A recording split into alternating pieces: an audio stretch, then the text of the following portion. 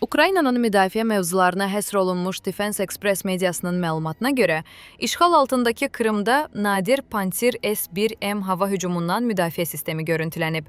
Bu isə Rusiyanın həmin sistemi Kerç körpüsünün mühafizəsindən geri çəkdiyinə dair ehtimalları gücləndirib. Bildirilir ki, kompleks Kremlin ən yeni hipersəskəsici raketlərindən biri ilə də silahlanmış ola bilər.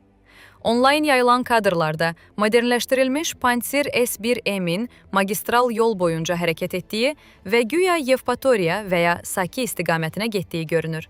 Sistem Pantsir SM-in ixrac variantıdır və KAMAZ 53958 şasisi, eləcə də kvadrat formalı izləmə radarı ilə əvvəlki Pantsir S-1 modellərindən fərqlənir. Oxşar qurğu daha əvvəl Kerç körpüsü ətrafında yerləşdirilmişdi. Bu modernləşdirilmiş sistemlərin çox az sayda istehsal edildiyini nəzərə alaraq, analitiklər bunun əvvəl körpü ətrafında yerləşdirilən eyni qurğu ola biləcəyini istisna etmirlər. Baxmayaraq ki, bu hələ təsdiqlənməyib. Fotolarda maşında müxtəlif diametrli raket konteynerlərinin olduğu görünür ki, bu da onun iki fərqli tip ələ keçirici raketlə təchiz oluna biləcəyinə işarə edir. Kiçik boruların standart 57Y6Y raketlərini daşıdığı güman edilir. Daha böyük borular isə yeni 57Y6MY raketlərinin ölçülərinə uyğun gəlir.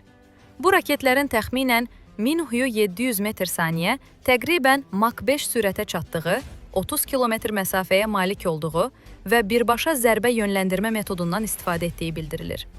Köhnə 57Y6Y-nin isə 20 km mənzili və təqribən 1300 metr/saniyə maksimal sürəti var. Daha yüksək sürətə çatmaq üçün 57Y6MY-nin döyüş başlığı bölməsi kiçildilib.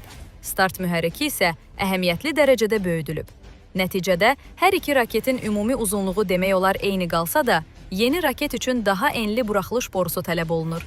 Əgər Pantsir S-1M həqiqətən Kerç körpüsündən çıxarılıbsa, bu, Krımdakı Rusiya hava müdafiəsinin ciddi şəkildə zəiflədiyini göstərir.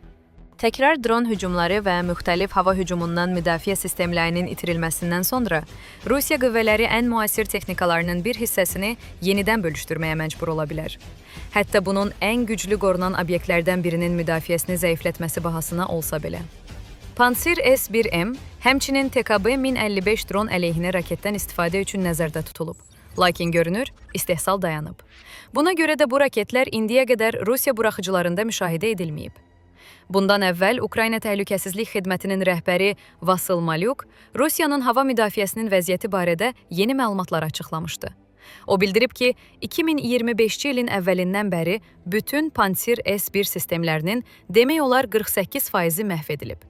Pantsirlər dronlarımıza qarşı ən effektiv sistemlərdir. 2025-ci ilin əvvəlindən etibarən onların 48%-ni məhv etmişik deyə Malyuk deyib. Onun sözlərinə görə, Rusiya ildə təxminən 30 Pantsir sistemi istehsal edir. Lakin Ukraynanın vurduğu təsdiqlənmiş itkilər artıq bu rəqəmi keçib. Bu istiqamətdə işi davam etdiririk və nəticələri sonra paylaşacağıq deyə o əlavə edib.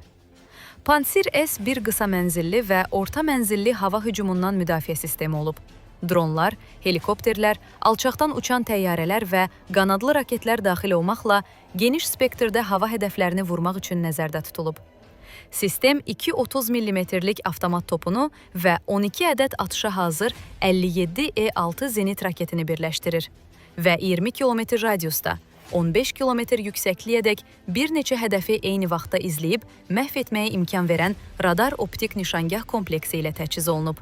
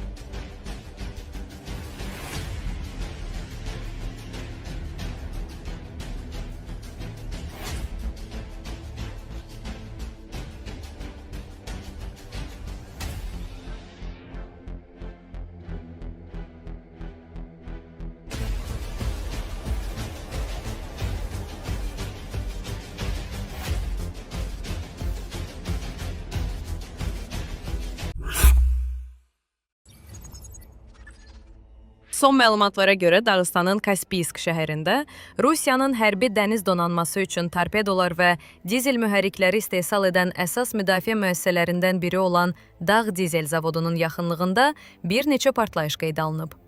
Astranın məlumatına görə yerli sakinlər güclü partlayış səsləri və yaşayış binalarında dağıntılar, o cümlədən sınmış pəncərələr və qalıqların dəydiyi avtomobillər barədə xəbər veriblər.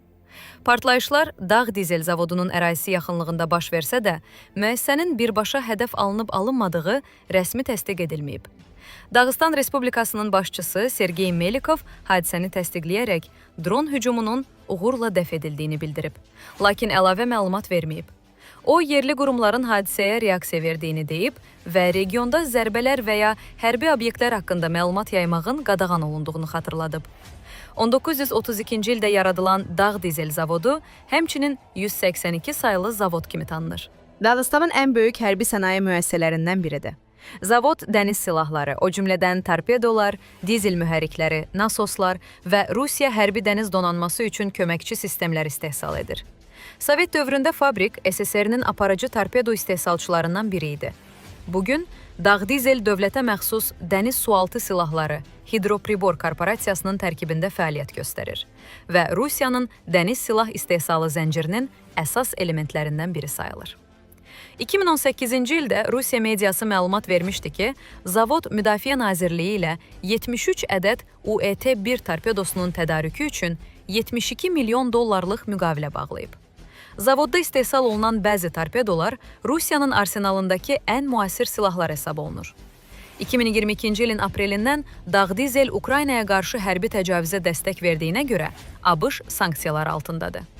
Bundan əvvəl Dağıstanın Mahaçqala neft emalı zavodunun ərazisində müəssisənin əsas emal qurğularından birinə zərbə endirildiyi bildirilmişdi. Zavodun əsas məqsədi Xəzər flotiliyasının hərbi gəmilərini yanacaqla təmin etmək və onun ehtiyatını saxlamaqdır.